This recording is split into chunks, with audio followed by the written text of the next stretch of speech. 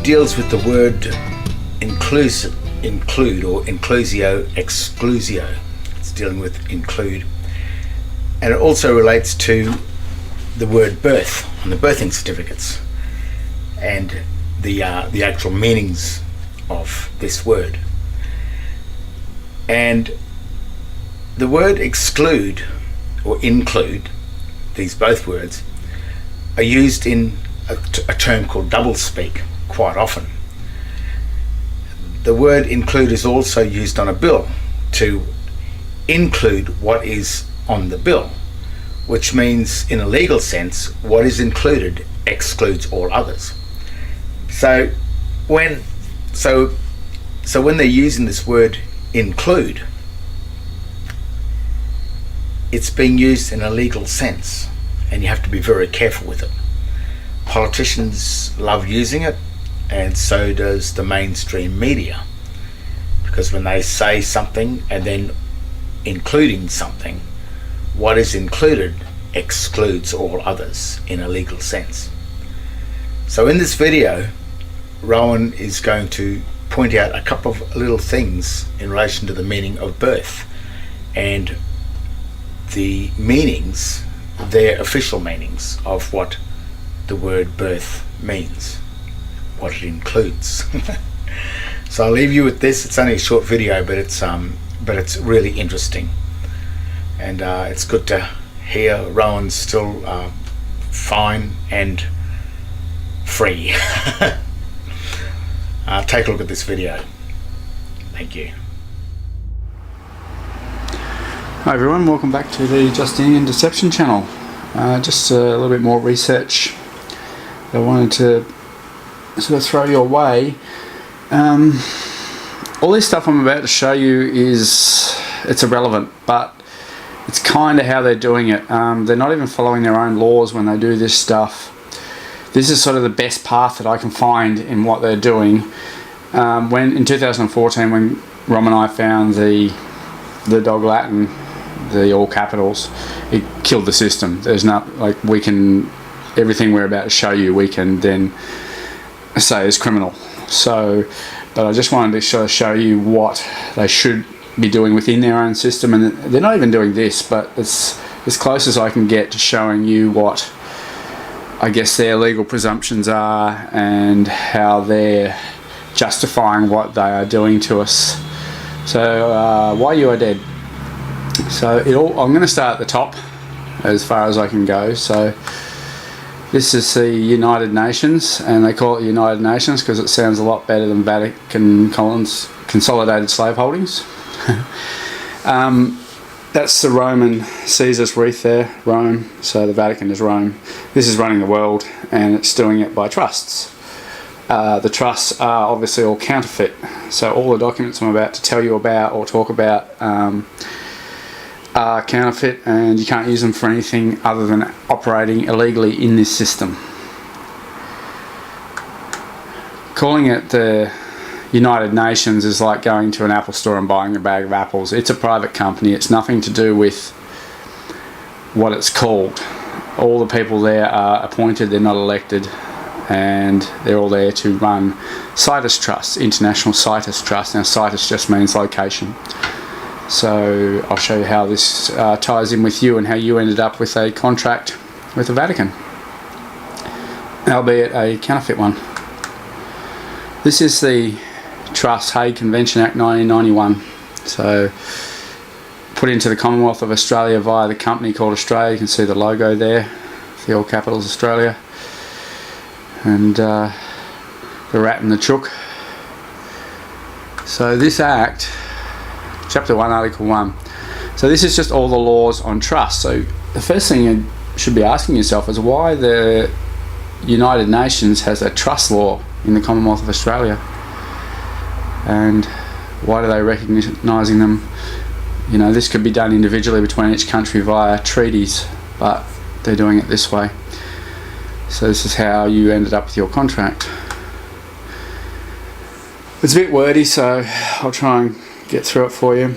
So the purpose of this convention, the term trust refers to a legal relationship created inter vivos or on death. On death is the one we're interested inter vivos is during life, which is by a gift, by a person. So remember, the person is a corporation, company, or society from the Crimes Act 1900, I think it was.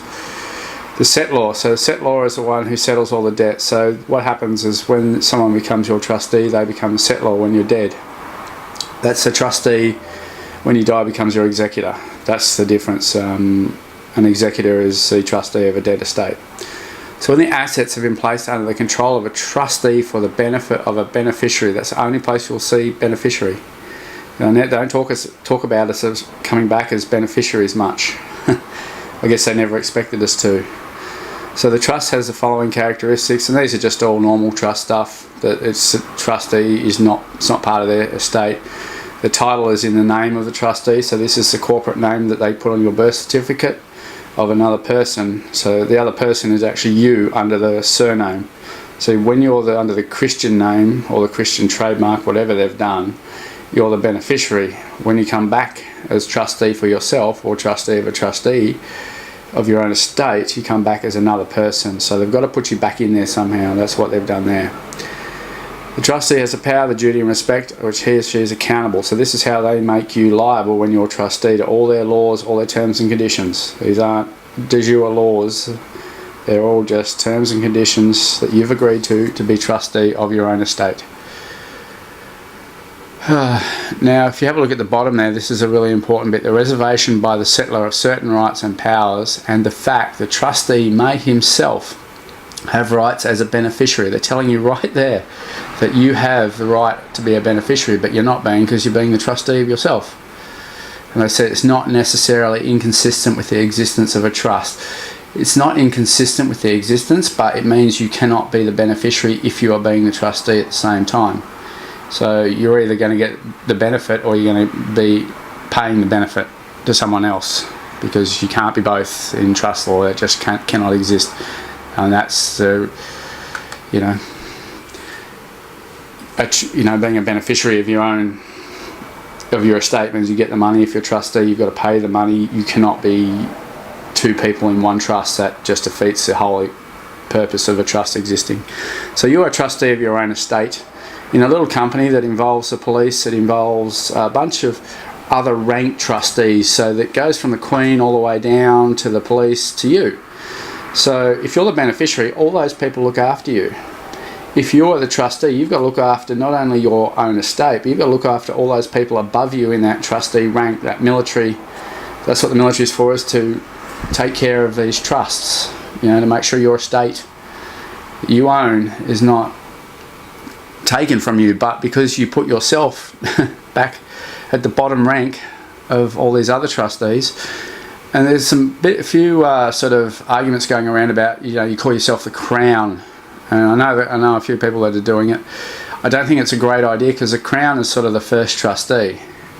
And the police are the Crown trustee. So you're becoming just a higher ranked trustee rather than back to the beneficiary, as far as I can tell.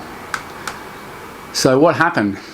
Article 3 of this Hague Convention on Trusts. The convention applies only to trusts created voluntarily and evidenced in writing.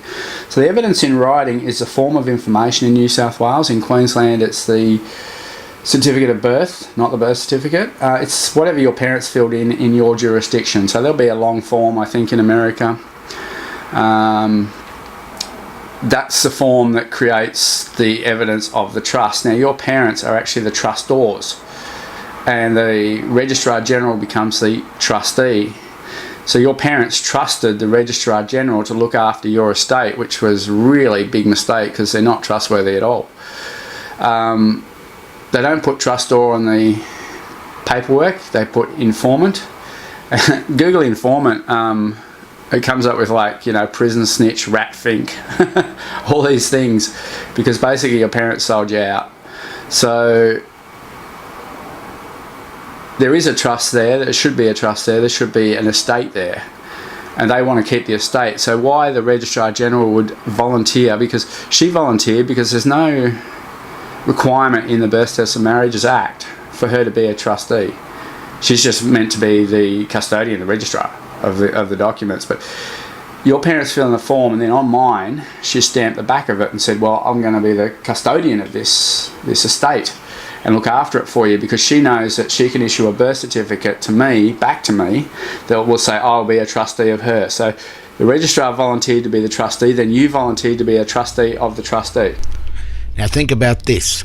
Are you the trustee of the Registrar General of your own true de jure Commonwealth of Australia? Or have you unwittingly become the trustee of the Registrar General of a foreign United States registered Commonwealth of Australia company owned by the EU and the European Roman Rothschild banking system, being what could be assumed as a foreign banking cartel? So is this the deceptive dry exchange? Are Australians the real beneficiaries of the foreign company registered in a foreign district such as the District of Columbia? Well, that's the question. Can you see how it goes? So the first document your parents filled in creates the estate. The second one appoints you as the lowest ranked trustee of that estate to look after it. It's a neat trick, and it's really quite clever. And that's what they've done. So that's why the birth certificate, you've got to get rid of it. I know that a lot of people are looking at, you've got to, apostille it and get it stamped and do all this stuff. I just don't think you can. I think you've just got to go back to being the beneficiary. We have no business in this world as the beneficiary. This is the trustees' underworld, the secret language, the codes, the devil, Satan. You sat in the trustee's seat. So I think this is what the Bible is trying to tell you. Don't eat from the tree of knowledge. Don't become trustee of yourself. Don't put the clothing on. Don't take the name. So that act, the Hague Act, is a federal act, and it says that basically wherever the trust is will go by that law. So this is the New South Wales Trustee Companies Act 1964. I was looking for the nexus between trustee and company, and then I found this act. So this is a trustee company which is basically given your estate to deal with. This act allows the Registrar General to give them your estate, and it allows them to do basically what they want. So they can act as an executor, which means, and obtain probate. And they can also obtain letters of administration, which basically means they can do what they want with your estate. But obviously you're dead because they're executor. They're not trustee, they're executor. So this allows them to apply to the New South Wales Supreme Court on your certificate of birth, the first one, to obtain probate, because they go, we haven't seen him, he's dead, we can't find her, she's gone. So a person named as executor may authorise trustee company to take out administration, CTA. So they can administer your estate, they can do what they want. And I found one of the companies is Perpetual, and they are administering it through JP Morgan. There's in one of the schedules of this act, it tells you all the companies that are doing it. So what I've done is I've tried to get in contact with the New South Wales Supreme Court to ask whether my FOI document, form of information of live birth or stillbirth, has been put through probate, and I haven't heard back yet. I haven't heard back from anybody actually since I put that FOI form in. Everyone seems a bit scared of it. So trustee company may be authorised to obtain letters of administration. So letters, okay, so that's a granting of authority to do what they want with a deceased estate. So instead of applying, authorise a trustee company to apply for and obtain letters of administration of the estate. So they can, do what they want then. They're running your business, and this is how they through the US Federal Reserve, through the JP Morgan, back to the United Nations, how they're getting access to your estate, because they can never own it, but because you're missing, they can use it to invest on their behalf, and they can take the interest. But under the Cestui Que Act, they have to give it all back. Under Section 4, that's your remedy there. Sorry, I didn't put it in this video. I should have. Powers to delegate trusts to a trustee company. So this is a bit of the act that allows Amanda Iena in New South Wales to give your share of New South Wales, the land, the mining rights, the tax, everything to this company. One thing that was interesting, when I put this act in, this book came up, and this book is this is a page of it. and it's called the Power of Attorney in Australia and New Zealand. So proof of identity of donor and donee. So this act is actually imprinted on the back of my form of information. So this act says that this is proof of power of attorney. So under the Royal Trust Companies case, so, and the Land Titles Act, so they're taking your land off your Royal Trust, so that's the Queen coming in, taking all your stuff. She's all part of this. So they have to prove power of attorney. Now, they don't have the original documents. They said they destroyed them, but I think they've just traded them off. I don't think that's true, but I'll check on that and let you know. The original, so they've got a copy of that document to prove that they are the trustee, because they have to have get your dominion off you before they can give it back to you under a different, under you as a different role in the trust, trustee. This is pretty scary, guys. Certificate evidence. When a trustee company is executor or administrator, it is by law authorised to administer the estate of any deceased person. So I can get a certificate, say you're deceased. So, and what it can do is, despite any act or other law to the contrary, be accepted for all purposes as prima facie evidence. You can't really argue it. So without the production of any other proof of the death of the deceased person. So without any other proof, all they have to do is apply for a letter to say that they're the administrator and you're dead. That's it. That's your legal fiction, your legal death right there. 32A. That's pretty scary law, guys. Of course, all those documents are forged because they're all in the all capitals. This is just 145.2, I think, of the Criminal Code 995 or the Crimes Act. No, I can't remember which one I pulled out of. It's illegal at all levels anyway, so 10 years in jail for them doing what they're doing with those forms. This is why you can't have anything to do with it. This is why you don't want to be crowned. This is why you want to get back to beneficiary, and they can't identify you, you identify them. That's how it works. So make a false document. So, and this is a New South Wales law here, so the other one was the Commonwealth, this is a New South Wales one. Make a false document to influence exercise of public duty. So you can't have a false document. They did get rid of all the false birth certificate laws though, but we'll get to that. Oh, this is just the police standards publication management. So they're your co-trustee in this. This is why you have your little company, because you and the police are there to look after the trust together, and if you and the police can't agree on something, you go to the court, and then the court decides on what you should be doing best for your estate. So you actually sort of become a police officer in a funny way, an officer of the court. This document is their styles manual. So it says using capital letters, presenting whole words in capital letters, uppercase, including family names and place names, is not generally appropriate in business writing. It's not only appropriate, it's illegal. 254, using a false document. 255, possession of a false document. 256, making or possession of equipment for making false documents. Part 5A, this is the Criminal Code 1995. 307A, false or misleading applications. 307B, false or misleading information. 307C, false or misleading documents. So yeah, I'm glad that they don't consider this generally appropriate, because it's criminal. Basically, use only one capital letter to begin a sentence or indicate a proper noun, e.g. a person's name. So they're telling the police right there, don't use all capitals except. And this is a strange part, guys. This is a really strange part. This applies to all New South Wales Police Force documents except legal documents. They have to be counterfeit. So there we go. That's straight out of the police style manual. You can look it up. So the police will only make a counterfeit document if you're going to go to court. And they'll only commit that crime. And this is interesting because under the Nuremberg principles, which the Rome Statute, the International Criminal Court operates off, if you're an officer and you follow an illegal order, which this is, you're screwed. You're going to be charged. That's what they did with all the Nazis. So, and that was the Nuremberg principle. There's another one where the superior officers are also liable. So I can't think of the name of that one offhand. I'll get it back to you.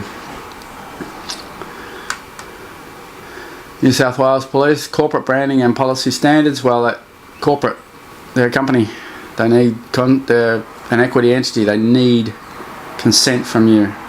And as you saw that volunteer thing earlier, in that act, when you volunteer, so Amanda Anna volunteered, and so she doesn't get paid, she's got no rights in law, but then you volunteered, and then you don't have any rights in law, because volunteering, equity does not assist the volunteer. This is equity, and you volunteered, so you've got no rights at all. You didn't get paid to do it. And it's all forgery. It's just a New South Wales forgery one, I think. A person makes a false document with the intention that another person or another will use it. So, yep. And so that's what the police are doing. Oh, it's the Yamamoto principle was the one that puts the high-ranking police in charge of the... They should have known what their lowest officers were doing, and so they get liability in the International Criminal Court that way. My case is still going in the International Criminal Court, guys. I tried to send a letter to NSW, so I just sent it back. It takes about a year to get a letter out of them, so I don't know what's going to happen there, but it seems to be going okay. They seem to be taking it fairly seriously. Okay, so now I want to get down to a name of a child. This is the Births, Deaths and Marriages Act 1995 in New South Wales. Name of child. Child being underlined. So the birth registration statement must state the name of the child. I didn't get that. I got 2 trademarks.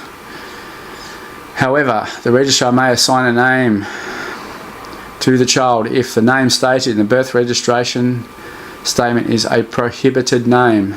Just remember that, prohibited name. We want to have a look at that. A prohibited name means a name that is, okay, so obscene, could not be used. So part B, number 2 there, because it consists of or includes symbols without phonetic significance. Now this is wrong on my argument from the start, that the all capitals is a trademark and therefore does not have phonetic significance. It's not a name in English. So, and D down there is contrary to the public interest for some other reason. Well, the other reason is that it's a criminal act to make a false document, which I've just shown you. So this is what they're registering. They're going against their own act. And I've noticed they've been trying to now make the birth certificates a bit more compliant by putting the name in title case, but the original birth certificate, the form of information, is still a counterfeit document. It's still fraud. It's a forgery. It's not written correctly. It doesn't have phonetic significance. It's a prohibited name and therefore should not be registered under this act. Under this act also, I just want you to have a look there. This is section 4 definitions. Birth includes stillbirth. That's really important, guys. Remember the expressio unius exclusio alterius maxim from the last video? So the mention of the class of one thing is to the exclusion of another. So a birth includes a stillbirth. That's it. So it doesn't include a live birth. Up there above it has adult means a person who is 18 or above. So birth should be written, birth means a stillbirth or live born or live birth. It doesn't say that at all. So that includes always comes with that caveat, that maxim. And a child down the bottom includes a stillborn child. So that includes, again, excludes anything living. So you can only register dead babies under this act, according to the maxim. So this is how you get your presumption of death. So this is presumption of death of the beneficiary, because you can't be a beneficiary if you're dead. And then, as I showed you, they probate your estate because you died because you probably didn't write a will in utero, or at a couple of days old when they killed you off. So this is what's happening. So stillbirth means the birth of a stillborn child.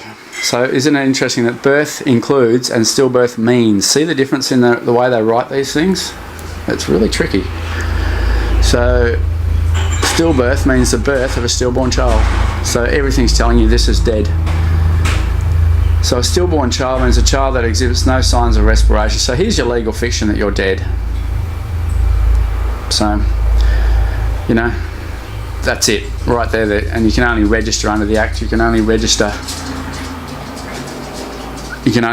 a dead child. That's it. So there's your legal fiction. Stillborn child. So this Act is only dealing with dead babies. It's pretty awful. But the legal fiction, once again, requires consent. How did you consent? Well, we'll get to that. Guys, the false birth certificates. We had a bunch of laws that stopped it, but they've all gone. They've all been repealed. 1, 2, 3, 4. We can get them under the false documents, but they've really tried to cover their tracks here by making themselves not liable for a false birth certificate. You think that, you know, a false birth certificate should be a crime, but yeah, it's all repealed.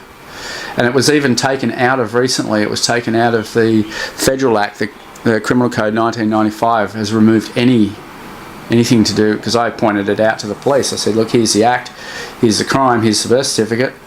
And the birth certificate disappeared. The federal police just basically stole it, and then the law changed that there's nothing to do with birth certificates being illegal, you know, false birth certificates being illegal in the Act anymore. So they're trying to get around it, so obviously we're having a bit of an effect.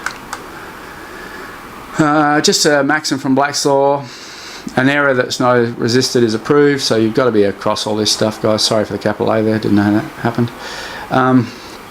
You have to be very careful. So you've got to be very careful what you agree to. You can't even walk into that court. The police can hold you for 4 hours and then they've got to let you go. So don't sign anything, don't agree with anything. They'll look you up for a bit, they've got to let you go, because they've got to...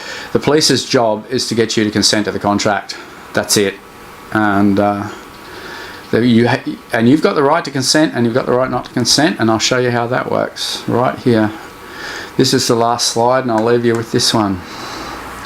Non potest rex subsidium rententem honorari impositionibus. The king cannot load a subject with impositions against his consent. She requires consent.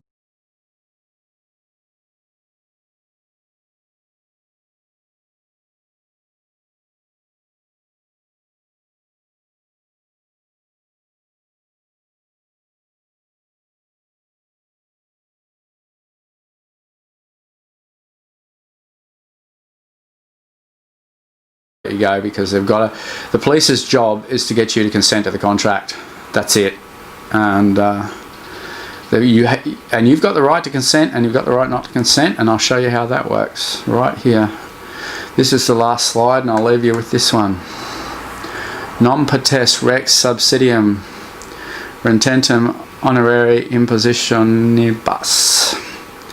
The king cannot load a subject with impositions against his consent.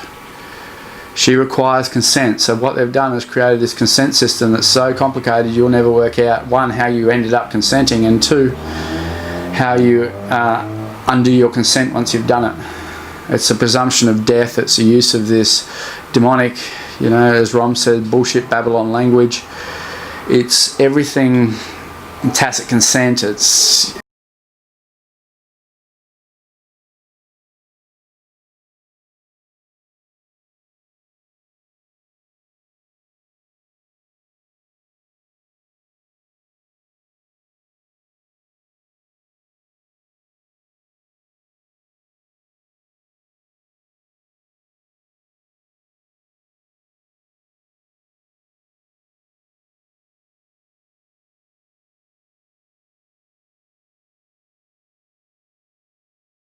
presumptions of death when you're a baby.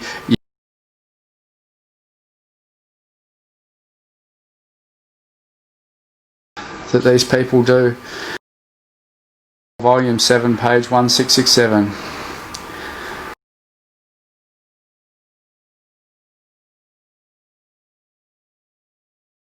So all men are created equal, but by a series of events they become unequal, and the series of events is the contract. Ron pointed out to me the other day that God is actually the contract. If you read the Bible,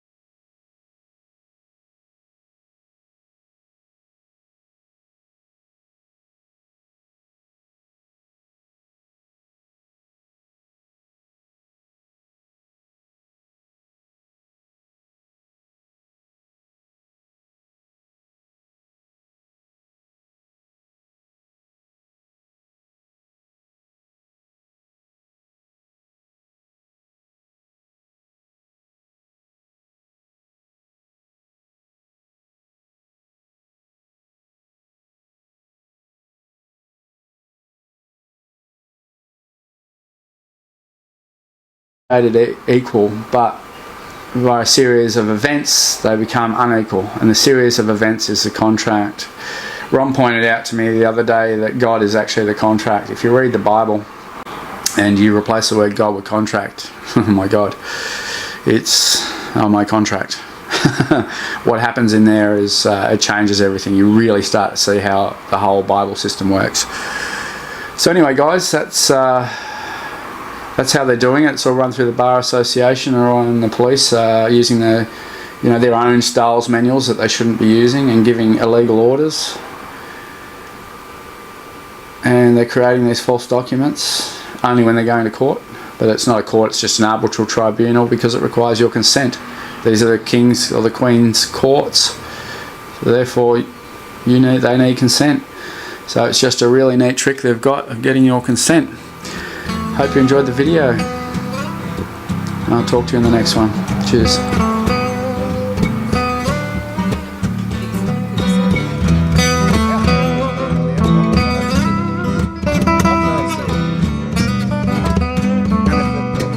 People out there, if they think their grocery bills